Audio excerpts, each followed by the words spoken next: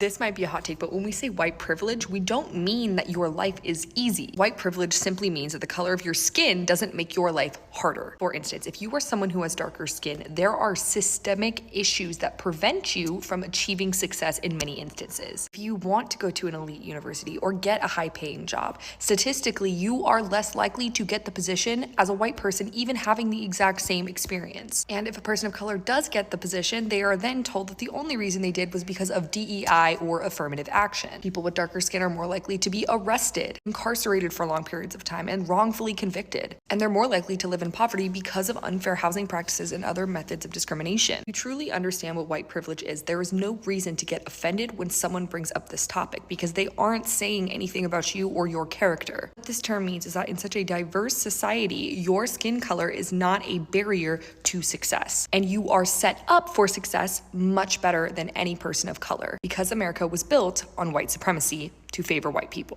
What's up, guys? Welcome back to the channel once again. So guys, I want us to watch this video from a white man. He has come out and exposed white privilege in America. Kindly guys, watch this till the end, then I'll be back with more comment. Happy Tuesday morning. I'm going to talk about white privilege today and some examples that I've seen recently and some personal examples that I've had over the years with law enforcement. And conceptually, you know, people get really bent out of shape. People who look like me get really bent out of shape when you bring up the phrase white privilege. And they say it doesn't exist, it's not a real thing. It's an absolute real thing. And you can look at the protests that we've seen over the course of this year, since Election Day, since Inauguration Day, and you compare the response to law enforcement to the protests that we've seen that this year have been comprised, those protests have been comprised almost exclusively of white people. We haven't seen the militarized response on part of law enforcement. We haven't, that's certainly not the response that we saw in the summer of 2020 in response to the Black Lives Matter protests. And specifically, what I observed this past Saturday during the No Kings protest is that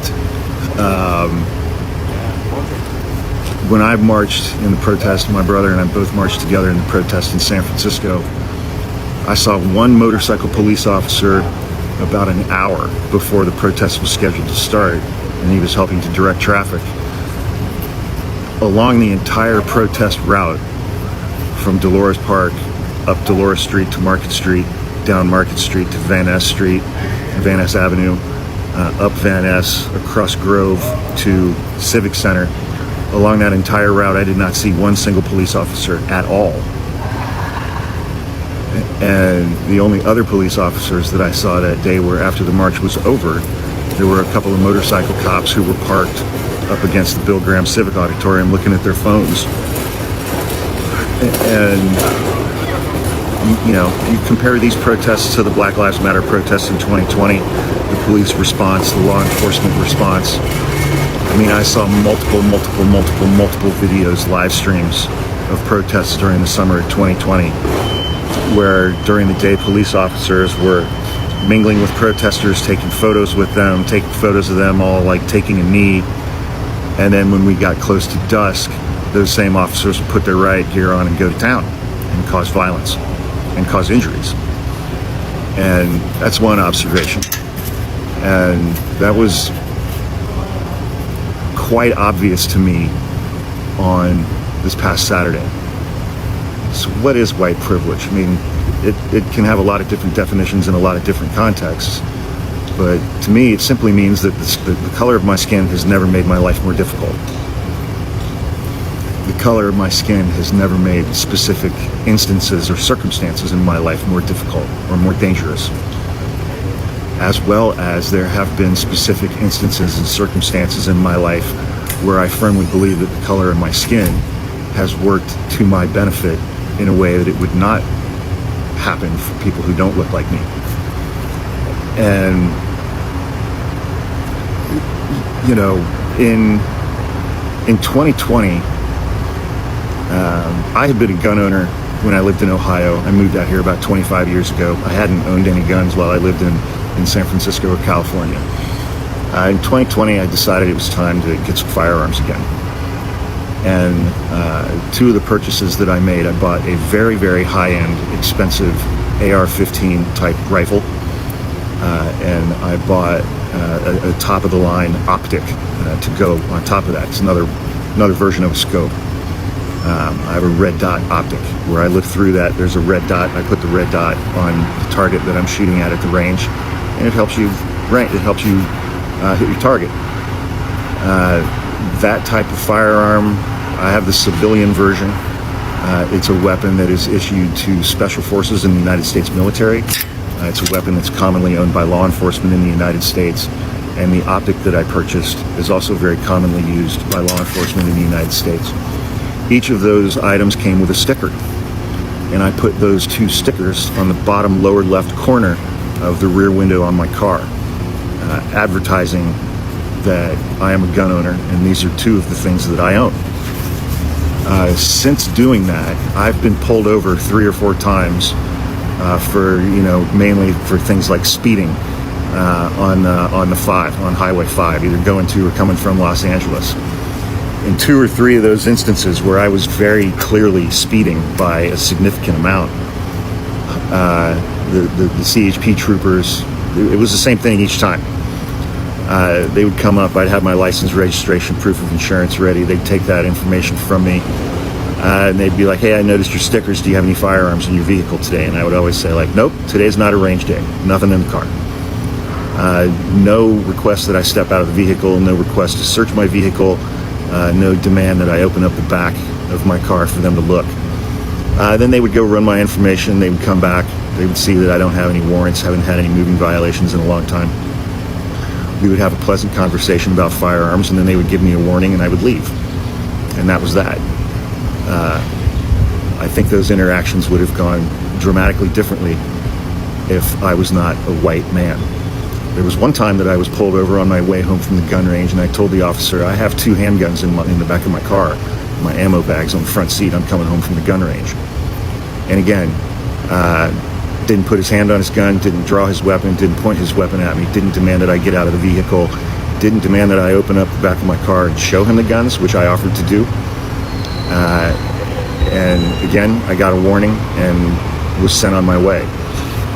And he didn't call for backup. There was none of that kind of stuff. There was no escalation of any kind.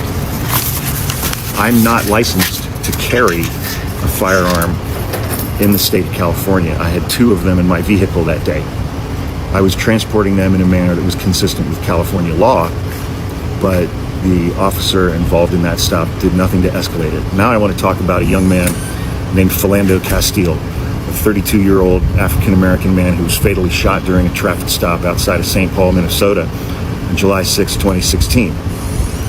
He's 32 years old. He was with his girlfriend and her 4-year-old daughter.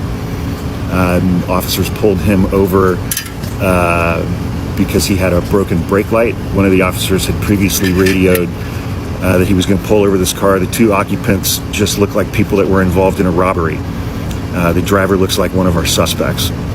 When they pulled him over, he said, officer, I am carrying a handgun. I am licensed to carry a handgun. The officer, whose last name was Yanez, said, well, don't reach for it. He was like, I'm not reaching for it. The officer said, don't pull it out. And Philando said, I'm not pulling it out.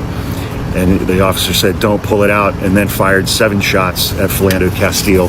He hit him 5 times, twice in the heart. His girlfriend said, you just killed my boyfriend. She started live streaming on Facebook. Mr. Castile died of his injuries despite lawfully carrying a handgun and having a license or a permit to do that, which he immediately informed the officers, the officer who came up to his window. And the officer shot and killed him anyway. Even though he didn't reach for his gun, the officer never saw his gun, but Philando Castile was black. That officer was charged with 2nd-degree manslaughter, 2 counts of dangerous discharge of a firearm, and he was acquitted by a jury following a jury trial. And so people who think that white privilege is not real, I would like you to watch this video. Some of the information here is anecdotal from my own personal experiences, obviously,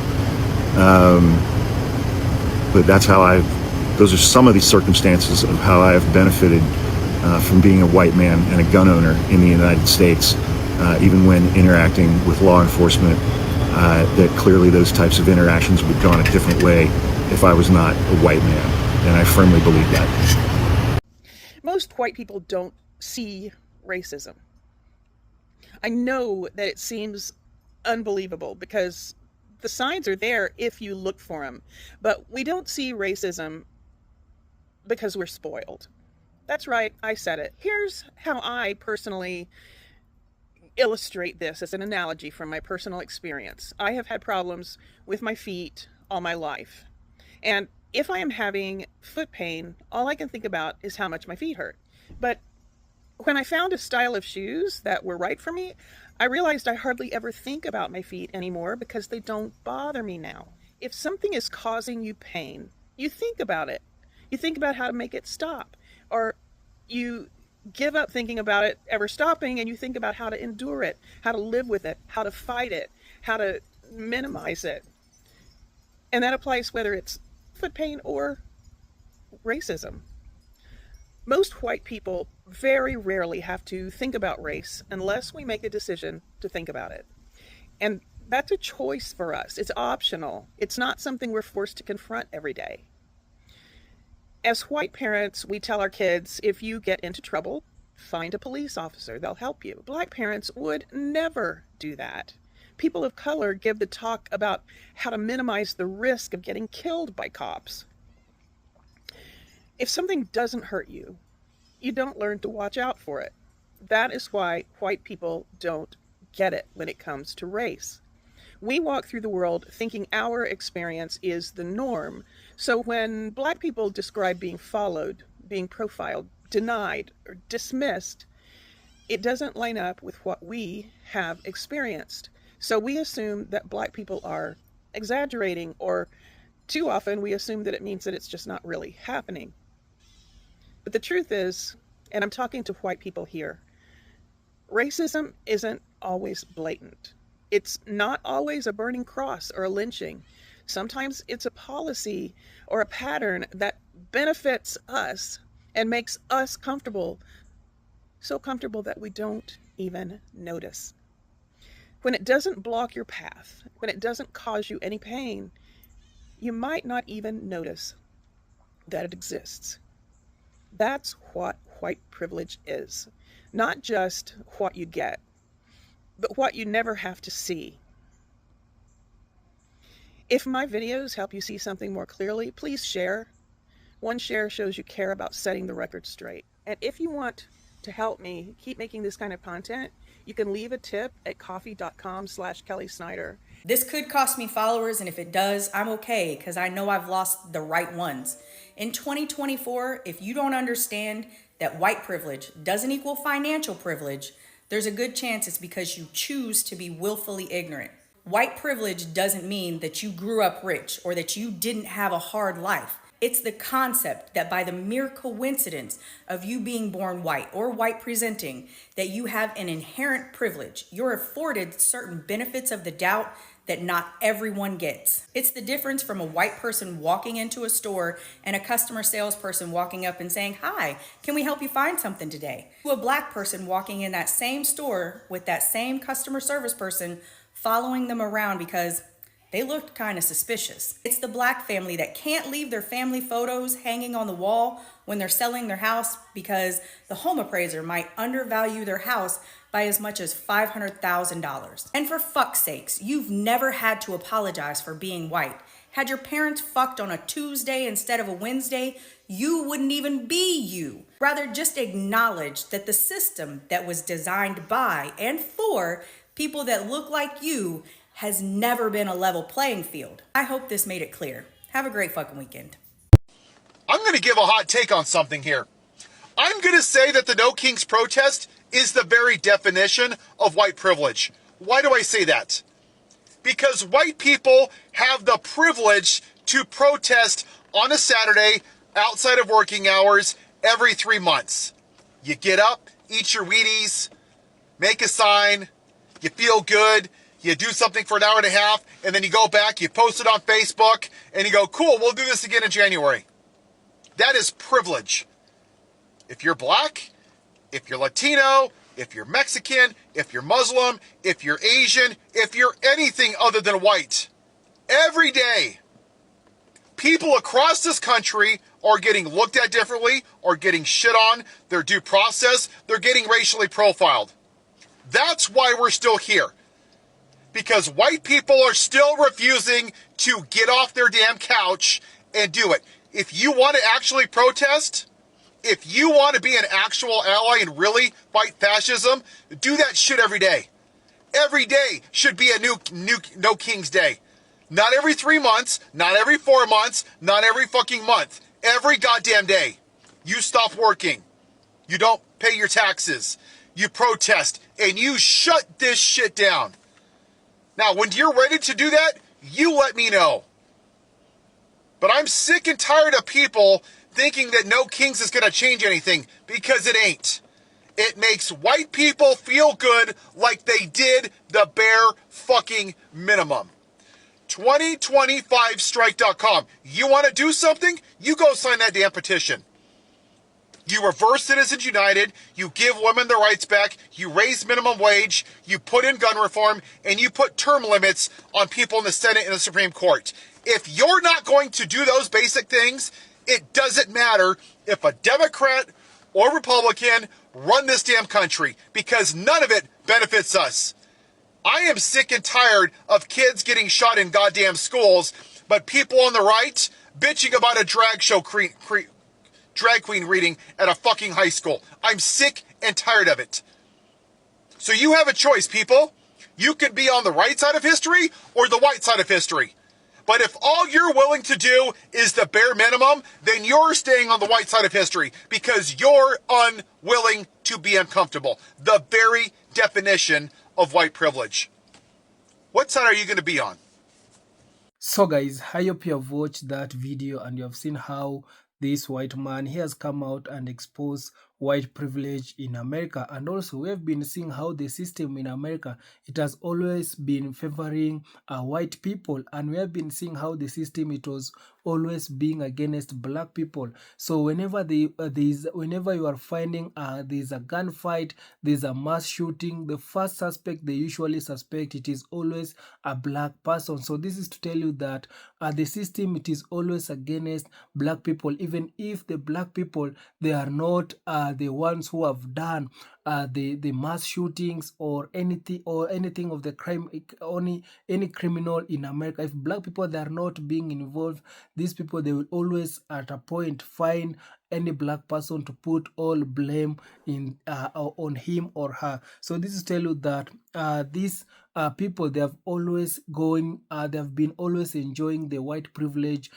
in America. So these people, they created a system whereby it is always favoring the white people, and that's why we have been seeing how black people, they have been getting less opportunity in America. We have been seeing, even if the black person, he or she has is more educated than the white person, the white people, they will find any reasons just not to give a black man job, but they will consider their fellow white people than the black person. So this is tell you that this whiteness, it comes with the whiteness comes with a lot of privilege in America. And also at sometimes the black people, they've been not going outside during the night simply because of their color. So when a white person it can walk freely at night, roaming at night, because he's white, because of the color. But for a black person, he will be maybe the police will arrest him or her. You know guys, what it is happening in America. And also guys, I want to read some of the comment and see what what our fellow black people that have come out and share on the comment section. So this one is saying that white privilege is so real. I am the epitome of a white privilege woman, always have been, which means it's my responsibility to do everything I can to help those who are not white privilege. So you can see So this one saying that if the response to J6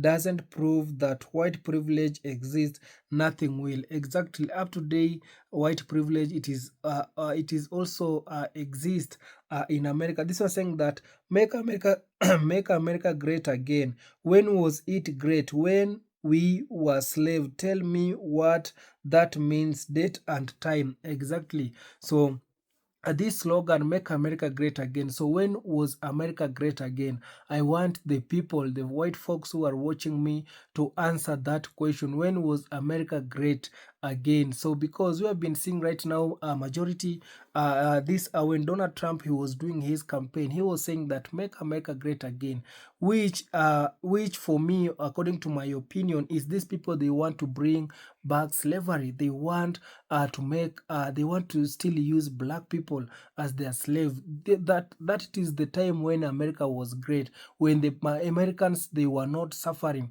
when Americans, they were using black people anyhow they want. So that it was when America was great. But nowadays, these people, they feel like America, it is not great. And also, I feel America, it is not great right now. So right now, America, it is falling. And also this white privilege, it is also going to fall down. So this one saying that this is why I watch this video. Thank you. This was saying that I am happy that he is aware and willing to acknowledge this white privilege exists. So this one saying that Mr. Castillo murdered was so uncalled for. It break my heart to this day and infuriate me. This one saying that painful truth. This one saying that we stand with you, dude. This was saying that if you don't already follow this gentleman, you should consider it. He's one of the good guy. This was saying that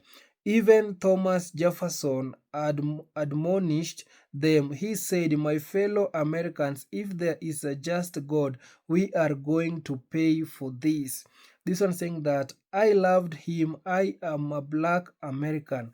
This one saying that Hawk is this one saying that he just told the truth. God is going to send many messengers to get his word out. Exactly. So the fact right now, majority of white people that are coming out and revealing their dark secret they've been doing to the black people, this shows you that right now white people also, they are tired with what it is. They're tired of how they've been living in America, simply because we know we have been seeing how white they've been treating black people, the less opportunity the black people they've been getting, how the black schools, they're not receiving funds from the government. So this tell you that these people that have been sidelining black people, they don't want equality in America. And all what black people that have been fighting in America, it is all to be taken equal, not to being oppressed, not to be given less opportunity. And also this white privilege also, it has really affect black people.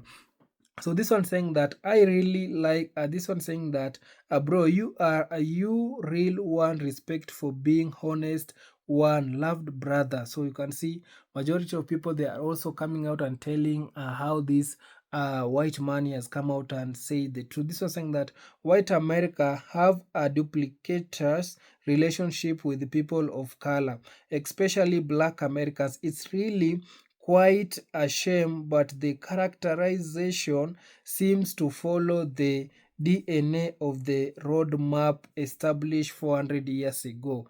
This one saying that when they say make America great again, the key word is again. Ask them, when are they talking about? They freeze up almost every single time, or on or they change the subject. This one saying that sad but true. Well done. This one saying that the white gentleman in the video is a lawyer. This one saying that it's good to see white Americans speaking up or black Americans. So you can see this one saying that I was talking to a conservative guy that I know from church. I told him that he had white privilege. He responded with the usual, I work my ass off. He doesn't understand that white privilege is not about working hard. It's starting on home plate simply by being white. He has it from birth. He will always get the benefit of not being a thief or a danger to his community. He will never be considered a threat or suspicious. He will always be favored in getting loan from any financial institution. Exactly. So you have seen how white privilege it is working in America. This was saying that living in Miami, I noticed that Hispanic are often times more anti-black racist than white law enforcement, and Asian too, yet I don't trust any. So you can see majority of people that are sharing how their experience they have been going through in America, and also how white privilege it has also affected them. So kindly guys, you can also share your thoughts on the comment section. I'll be reading it in my next video. Kindly subscribe if you haven't, like this video, share, and also comment. See you on my next one guys. Bye bye.